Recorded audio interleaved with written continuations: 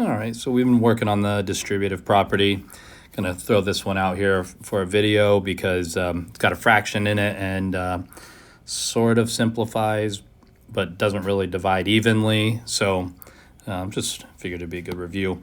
Also, one thing you might want to watch out when you're writing, if you write a Z, sometimes it looks like a 2. So that's why I always write a Z and then put the line through it.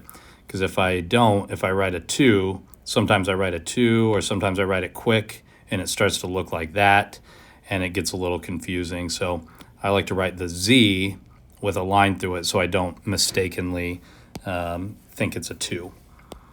So that's just a little thought. All right, so you're going to multiply the 1/6 Z to each of those terms. So the first one, remember that's multiplying 1/6 times 9. So that's going to end up being a 9/6 Z. And then the next one is a positive times a negative. So it's negative 3/6, but then it's Z times Z. So Z squared. And then the last one would be 45/6 Z to the 5th. Right, because it's Z to the 4th times another Z. And then we just need to simplify those fractions. 9/6, those are both divisible by 3. So 3/2 Z minus 1/2 Z squared.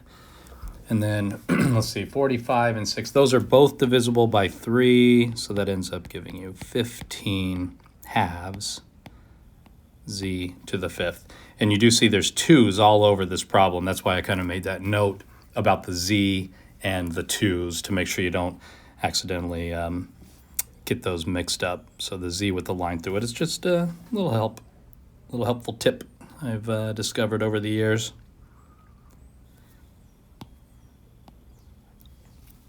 A little unrelated. Sometimes it happens when you write a B and a 6. So I write my B, I try to make it real upright, whereas if I write a 6, if you write a B quick, sometimes it can look like a 6. So that's another one to watch out for.